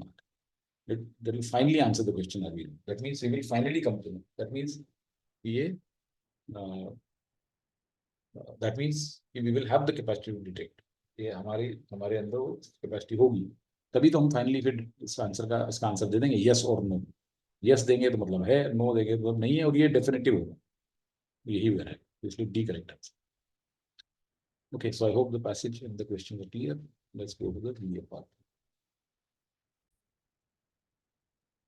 Let's look at this summary. The progressivist view appreciates the advantages of agriculture, which are hunter-gatherer ancestors adopted, and credits agriculture with the remarkable flowering of art in the past few thousand years. While the case for progressive view seems overwhelming, it is hard to prove. How do you feel that lives of people 10,000 years ago were better when they abandoned hunting and gathering for flowers? Until recently, archaeologists had to resort to indirect tests whose results failed to support the progressist view. तो यहाँ से यहाँ तक समझ लेते इसको। तो देखिए 10,000 years back तक the humans were basically hunter gatherers. That means we had not discovered farming till then. Then 10,000 से आज की अगर हम बात करें 2024 की, तो 10,000 years पहले से अब तक अगर हम देखें तो ये यहाँ पे लेट्स से एग्रीकल्चर की शुरुआत हुई, फार्मिंग, देन हमने एनिमल को डोमेस्टिकेशन करना शुरू किया, ये सब यहाँ से किया। अब then we started settling down, फिर सिविलाइजेशन बने एंड ऑल दैट। तो ये कह रहा है कि जो प्रोग्रेसिविस्ट व्यू है ये कहता है कि जो एग्रीकल्चर लाइफ हमने यहाँ पे अडॉप्ट करी, तो आ, इसके कारण काफी ग्रोथ हुई, और आर्ट जो है वो फ्लावर हुई, और काफी अच्छा रहा। That means this was a much better way than the old hunter gatherer way. That is what the progressivist view is. तो ये केस बड़ा ओवरवेलमिंग तो है, लेकिन इसको मुश्किल से इसको प्रूव कैसे करें? ये कैसे बताएं कि 10,000 साल पहले जब लोगों ने हंटिंग गैदरिंग छोड़ दी थी, फार्मिंग करनी शुरू की थी, तो उनकी लाइफ बेटर हो गई? How do we show that? तो अभी तक तो आर्कियोलॉजिस्ट जो है इनडायरेक्टली टेस्ट करते थे, लेकिन उनके रिजल्ट से प्रोग्रेसिविस्ट व्यू सपोर्ट नहीं हुआ। Here's one example of an indirect test. Are 20th century hunter gatherers really worse off than farmers? तो अभी भी कई सारे सोसाइटीज हैं जो कि हंटर गैदरर है, जो कि फार्मर नहीं है। तो क्या वो वर्स ऑफ हैं फार्मर से? तो थ्रू आउट द वर्ल्ड उन्होंने several dozen groups of primitive people, Kalahari bushman है जो अभी तक हंटर गैदरर हैं, और इनके पास में खूब प्लेंटी ऑफ टाइम है, खूब सोते रहते हैं, खूब हार्ड वर्क करते हैं, and work less hard. That mean they enjoy their life. The average time devoted each week to obtaining food is only 12 to 19 hours for one group, 14 hours for Hasda. One bushman, when asked why he hadn't emulated neighboring tribes,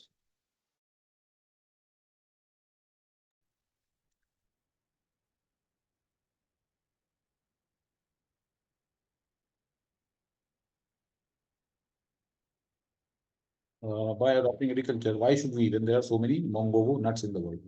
ये उसी तरह की बात है।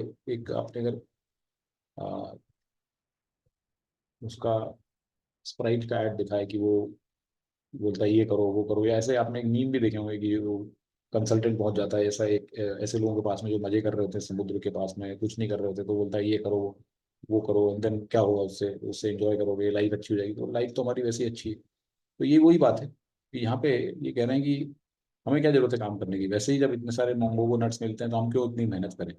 तो basically this passage talks about कि प्रोग्रेसिविस्ट view कहता है कि एग्रीकल्चर बेटर था, लेकिन जो इनडायरेक्ट जो रिजल्ट्स निकल रहे हैं आर्कियोलॉजी के वो कह रहे हैं कि ये जो हंटर गैदरर हैं यही ज्यादा खुशी। तो progressive view of agriculture has an unmixed blessing was supported by the inter, ये तो गलत है, ये तो चैलेंज होना चाहिए। According to progressive advent was the watershed movement which was proved by indirect test, ये भी गलत है, उल्टा बोल रहा है। Hunter gatherers could hardly be worse off than people who adopted.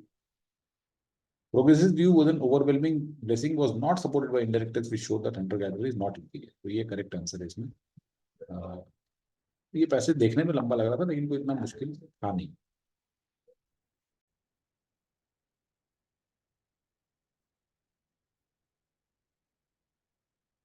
Today's popular image has the ninja throwing shuriken,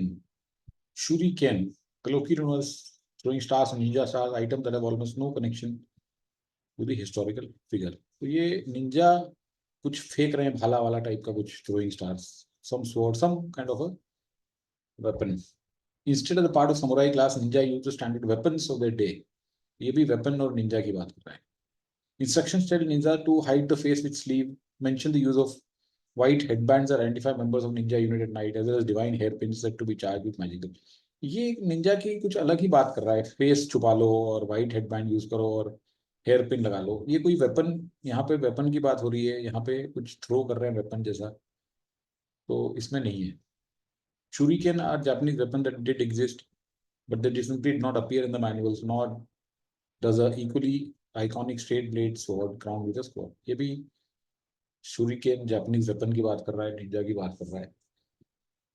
Both straight blades and square hilts existed in Japan. There is no mention of infamous ninjato or sword of ninja. ये भी वही बात हो रही है। तो इसमें हम देखिए कि 4 सेंटेंसेस जो है निंजा वेपन और स्वॉर्ड और कुछ शूरिकेन और इसकी बातें कर रहे हैं, और ये वाला जो है एक अलग ही टॉपिक की लेके बैठ गया। निंजा की जरूर बात कर रहा है, but then he is talking about hiding the face with a sleeve, white headbands, and divine hairpins, which is a totally different uh, context. So we can say that third is the odd one out. Now, this is one a question which I had a problem with. ये time वाले जो para competition लेके आ रहे हैं, I don't know from where they are getting, but they are very dense passages, very long, and better be left alone. Not really like the ones that come in CAT, which have at least you would enjoy doing them. This totally you will find it hard to even decipher what he's trying to say. Forget about putting it in the right place. It must be understood that it will not suffice to encourage women to use an initiative that they have not got, just as it is useless to revile them for not having it. तो women के पास में कोई initiative है जो नहीं है, तो it will not suffice to use the initiative they have not got. तो ऐसा इंकरेज करने से कोई फायदा नहीं होगा, और उसी तरह से उनको अगर नहीं है तो उनके पास वो तो उन्हें हमें बुरा भला भी नहीं करना चाहिए, ऐसा कुछ चीज बोल रहे हैं। All the blanket objections to women in fashion में be understood as ways of stating this basic situation. They appear to be judgments of prejudice, and insofar as they use no other cause than sex, we must admit that they are. ठीक है, तो यहाँ पे आ सकता है कि it must be understood, यहाँ पे आने का कोई मतलब नहीं है इसके। विमेन इन प्रोफेशंस के लिए जो ऑब्जेक्शंस होते हैं वो बेसिकली ऐसा कहा जा रहा है कि वो सिर्फ जजमेंट ऑफ प्रेजुडिस ही होते हैं, that mean that is bias against women, और उसका कोई रीजन नहीं होता अदर देन सेक्स। तो इसका मतलब हमें मान के चलना चाहिए कि विमेन के जो ऑब्जेक्शंस हैं इन प्रोफेशंस विमेन के अगेंस्ट, वो सब उनके बिकॉज दे आर फीमेल्स, उनके सेक्स को लेके ही है। That's the first sentence. So it must be understood that it will not suffice women to encourage women to use an initiative that they not got. यहाँ पे इसका कोई sense नहीं. However, unless feminists admit that the phenomenon described by critics of women's performance in industry, offices, showrooms, schoolrooms, trade unions, and arts and sciences are real, they must fail to identify the problem and therefore to solve it. तो feminist जो है वो उन्हें admit करना चाहिए unless they admit कि ये real है, जो क्रिटिक्स बताते हैं issues with women's performance, unless they are real, they must fail to identify them and therefore to solve it. तो वो फेल हो जाएंगे, उसको आइडेंटिफाई नहीं कर पाएंगे, सॉल्व भी नहीं कर पाएंगे. That means they have to admit that this phenomena are real. तो ये यहाँ पे भी आने का कोई सेंस नहीं दिख रहा. It is true that opportunities have been made available to women far beyond the desired from them. That means opportunities है, but they don't use it.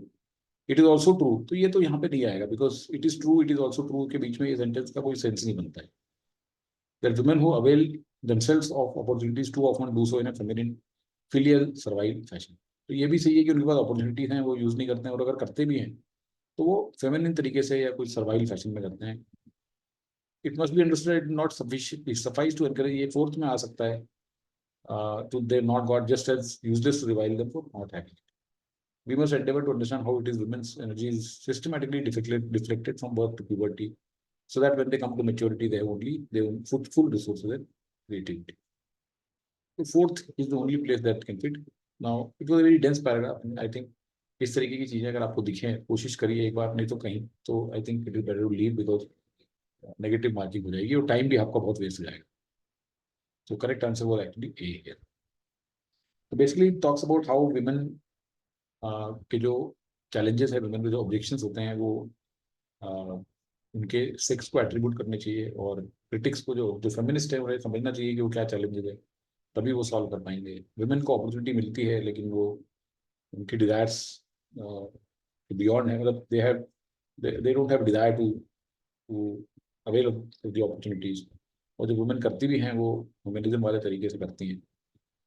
तो वुमेन को जो इनिशिएटिव मिला है, उस it will not suffice to encourage women to use an initiative that they have not got. तो उन्हें initiative जो वो नहीं मिलता है, तो उसको एनकरेज करना सफिशिएंट नहीं है. Just it is useless to revile them for not. Totally I don't know what to make of this. Let's move. इस तरह के पैसेज को छोड़ देना ये बेटर है. I don't know from where. Many times what happens कि बीच बीच में से ऐसा ये उठा के लाएगा, दो तीन सेंटेंसेस कहीं कहीं डाल देगा, तो बहुत मुश्किल हो जाएगा उसको पहचानना कि and even to make sense out of this. It's very difficult to make sense out of such passages. Let's move. The brands would be okay, Wall Street included, so long as they believe fervently in the principle of branding and never ever believed. This was the secret. All the success stories of late 80s and early 90s. And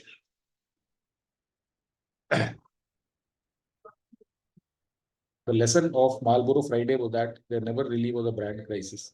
Only brands that are crisis of confidence. The brands will be okay so long as they believe fervently in the principle of branding and never ever blinked. ये यहाँ पे आ जाएगा ये. So what he's saying is कि secret जो है, this was the secret. क्या secret है? तो ये तो यहाँ तो आ नहीं सकता. अभी तो कंक्लूड कैसे कर सकते हैं? The lesson of Marlboro Friday. तो मार्लबोरो फ्राइडे का कोई लेसन है कि ब्रांड का कोई क्राइसिस नहीं था. Brands had crisis of confidence. तो brands okay होते अगर they believed in fervently in the principle of branding and never ever blinked. That means if they had confidence, then they would have succeeded, or they would be okay. So ये 2 में आ जाएगा, आ सकता है. Overnight brands not products became the rallying cry for marketing renaissance. What was changing was the idea that both advertising and branding. So products का कोई मतलब नहीं था. Branding was the whole thing. Marketing was पहले था कि marketing was about selling a product. New model में product takes a back seat and branding is more important. Advertising is about hawking product, branding is about corporate transfers. तो ये जो है this would come in second year. तो B होगा correct answer.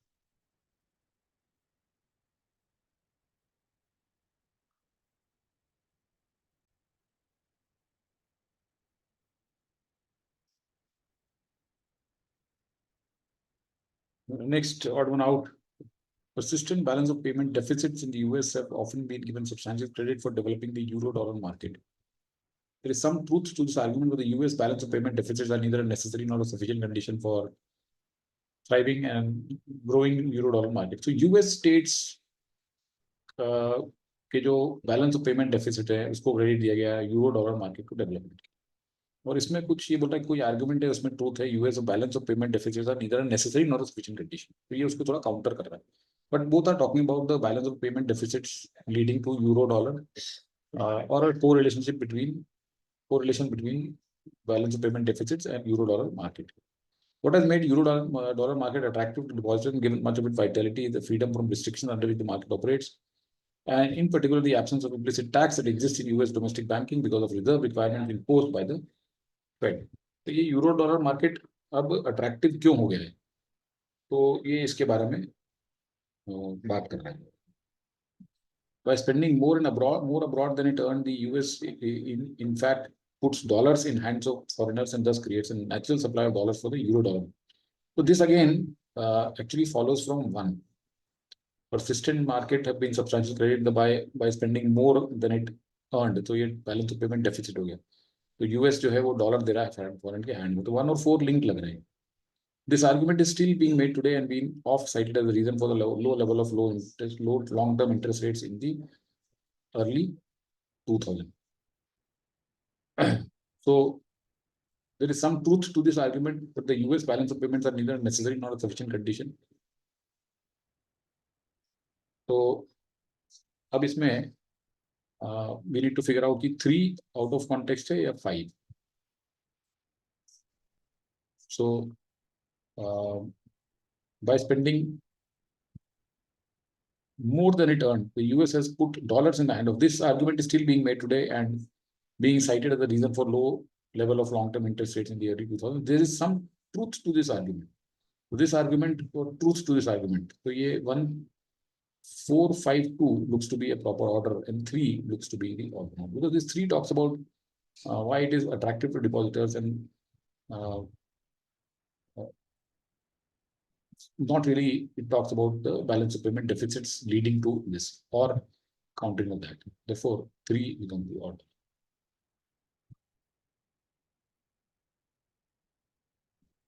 If a principality is not entirely new, but is, as it were, a member of state which may be called composite, the changes arise chiefly from an inherent difficulty which is there in all new principalities. For men change their rulers willingly, hoping to better themselves. This hope induces them to take up arms against him who rules, wherein they are deceived because they afterwards find by experience they've gone from bad to worse.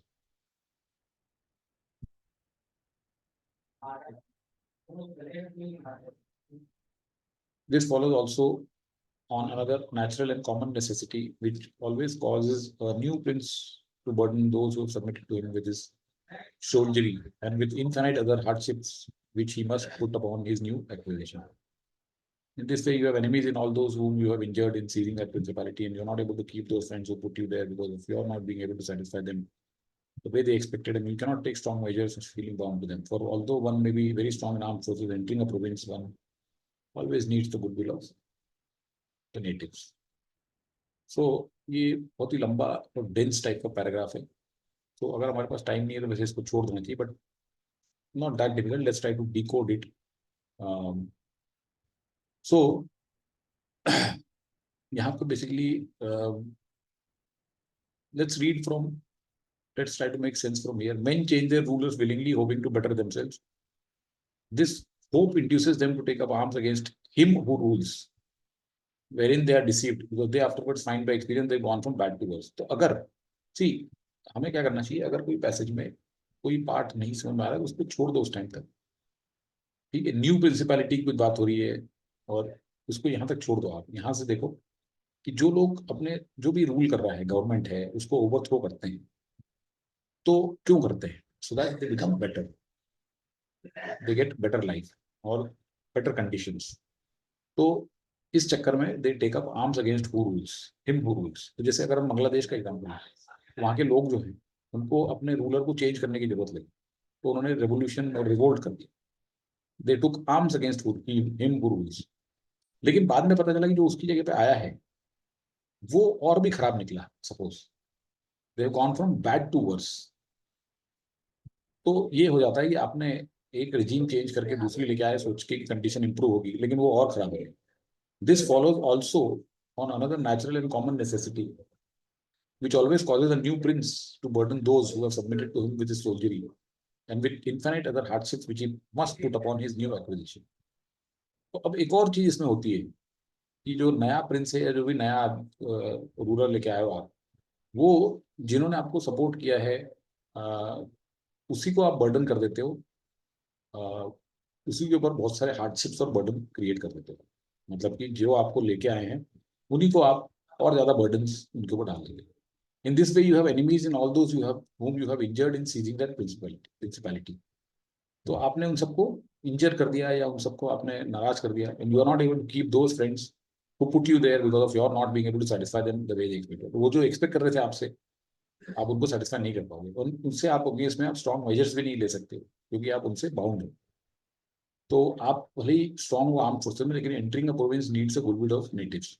तो suppose करो कि किसी दूसरे देश के लोगों के साथ मिलके या किसी दूसरी कंट्रीज ने आपको हेल्प की, किसी को, प्रिंस को, सपोज कि there is a guy, there is some autocrat here in this country and there is a new prince who wants to remove, so there are a lot of other people from all supporting areas, यहाँ के लोगों ने इसको help करी ताकि इन्होंने इसको हटा दिया। तो जब ये प्रिंस जो है आया तो ये इन्हीं को तंग करने लगा और उन्हीं को सेटिस्फाई नहीं कर पाया जो जिससे उन्होंने हेल्प ली। और uh, अब आप इनके अगेंस्ट कुछ कर भी नहीं सकते हो बिकॉज आपकी आर्म फोर्सेस बड़ी स्ट्रांग हो, लेकिन आप अगर यहाँ पे जाओगे तो आपको नेटिव्स की हेल्प चाहिए। तो इस तरह से कुछ पैसे बात कर रहे हैं, right? So again I don't know from where they have got it, but maybe they picked some lines from somewhere, picked some other lines from somewhere, so I don't know how they've created this, but that's what the sense that you can make of this is that आपको, आप अगर किसी ruler को change करते हो तो वो आप ही को और मुसीबत कई बार हो जाती है, और जो रूलर होता है वो अपने जो जिन लोगों को उसने हेल्प किया उन्हीं के अगेंस्ट चला जाता है। So let's understand the options. In principalities that are not entirely new, changing rulers willingly and regularly in the hope of bettering society is not beneficial in the long run. ऐसा कहीं नहीं बोल रहा है कि इन द लॉन्ग रन और short run ये नहीं बोल रहा है। तो this is very very vague. In principalities which are not entirely new, new rulers who are elected by men who want to better themselves end up deceiving the men that elected. Deceiving ऐसी बात नहीं है। The principalities which are not entirely new, new princes who acquire power make enemies out of their friends as they cannot meet the expectation of their friends, resulting in overall content. तो ठीक है, इसको रख लेते हैं। In a principality which is not entirely new, a new ruler would have a hard time satisfying his allies and subjects. तो subjects की भी बात है और allies दोनों की बात है कि एक तो जिन लोगों ने आपको हेल्प करी आप उनको भी कुछ नहीं कर पा रहे हो, और दूसरा जो आपके allies जो सपोर्टर थे जिन्होंने आपको सी सब्जेक्ट्स मीन जो कंट्री के लोग थे जिन्होंने रिजीम चेंज करी, और एलीज मीन आपको जो आसपास के इन लोगों ने जो हेल्प करी, तो आप उनको भी दोनों को सेटिस्फाई नहीं कर पाते, which can foster discontentment among the men who may have initially supported. This looks a much better option than C. So again, very very long and dense kind of a passage. Not really, अगर time नहीं है तो इसको नहीं छूना चाहिए इस तरह के passage.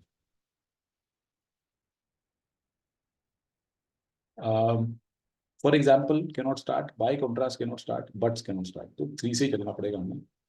Certain large-scale ecological interventions might be delayed or prohibited altogether, perhaps in line with the principle that if an incursion on nature is too big and sudden for its effect to be monitored and possibly corrected, it should not take place. तो अगर कोई large scale ecological intervention है, जैसे कोई dam dam बन रहा है, उसको तो हम डिले कर सकते हैं या हटा या बंद भी कर सकते हैं कि अगर सपोज करो कि पता पड़ता है कि वो चालू तो हो रहा है, प्रोजेक्ट हो गया, बट उसके जो इफेक्ट्स हैं वो काफी ज्यादा सीवियर हो रहे हैं, तो उसको डिले कर सकते हैं और बंद कर सकते हैं। तो अब सच अ प्रोसेस, तो अभी तो कोई प्रोसेस नहीं हुई। बाय कॉन्ट्रास्ट ऐसा कोई कॉन्ट्रास्ट भी नहीं है। तो फॉर एग्जाम्पल, ये एग्जाम्पल इसी का दिया हुआ है कि जो असवन डैम है, far from helping Egyptian agriculture, might someday lead to salinization of land on both banks of Nile, which could prove disastrous. तो कोई डैम बन रहा हुआ तो उन्होंने सजेस्ट किया कि यार ये डैम जो है वो हेल्प तो नहीं करेगा एग्रीकल्चर को, बल्कि ये सैलिनाइज कर देगा और वो डिजास्टर्स हो जाएगा। बट सच अ प्रोसेस, तो ये जो प्रोसेस है salinization would not occur overnight and presumably therefore it can be monitored and prevented. तो इस तरह की प्रोसेस आप प्रिवेंट कर सकते हो क्योंकि ये ओवरनाइट नहीं होगी, सडनली नहीं होगी। बाय कॉन्ट्रास्ट, अब ये कॉन्ट्रास्ट आ गया, plan to flood the entire interior of Brazil is fraught with such instant and imponderable ecological effects that it should not be permitted at all until adequate monitoring can be done and emergency corrective measures are available. लेकिन उसके contrast में अगर आपने interior of Brazil को flood करने की सोचे तो ये इसके इमीडिएट इंस्टेंट इकोलॉजिकल इफेक्ट्स होंगे। तो पैसेज का जो क्रक्स है कि जो स्मॉल स्केल चेंजेस जहाँ पे होते हैं किसी इकोलॉजिकल इंटरवेंशन से या किसी प्रोजेक्ट से, वो तो आप मॉनिटर करके उसको कंट्रोल कर सकते हो, बंद भी कर सकते हो, खत्म भी कर सकते हो। लेकिन कुछ ऐसे होते हैं जिनके इमीडिएट इफेक्ट होते हैं, तो वो आपको बहुत केयरफुली है कि रहना पड़ेगा कि जब तक आपके पास में कोई एडिकेट मॉनिटरिंग वगैरह नहीं है तब तक आपको इस तरह के प्रोजेक्ट में नहीं घुसना चाहिए जहाँ पे सडन इम्पैक्ट हो सकते हैं किसी भी इकोलॉजिकल इंटरवेंशन। तो 3142 is नॉट डिफिकल्ट पैसेज, लग सकता है difficult but I would not rate it very difficult, moderate बोल सकते हैं। He has adapted over the course. Tom Holland, this lively start नहीं हो सकता, एंड से स्टार्ट नहीं, तो टू से स्टार्ट हो जाएगा। Over the course of past decade, Tom Holland, British popular historian, has produced a successful succession of highly readable works of fiction and non-fiction about the classical world. तो ये इन्होंने ये सब किया हुआ है। This lively engaging तो हो नहीं सकता। He has adapted this, he refers to Tom Holland, so definitely one आ जाएगा। उमर विजिल और थुसिडाइट्स को उसने रेडियो के लिए अडेप्ट कर, ठीक है। And as a labor of love and a rate of paragraph a day, he has also translated Herodotus, the man Cicero called the father of history, and whom Mr. Holland refers to as the most entertaining of historians. This lively, engaging version of history is written by Herodotus, provides ample support for what might be a wild exaggeration. Score 3 and में आ जाए, right. तो यहाँ से start किया Tom Holland ने, जो काफी सारे प्रोड्यूस किए हुए हैं successful reader highly readable works. उसने होमर विजिल ये सब जो बड़े बड़े राइटर्स हुए हैं उनको रेडियो के लिए अडाप्ट किया है, और इसको उन्होंने हेरोडोटस को ट्रांसलेट किया है। This lively, engaging version of history is written by Herodotus, provides ample support. So 2143 becomes the correct answer. So that's it. I hope the passages, the questions, the RCs were clear. That's it. Thank you.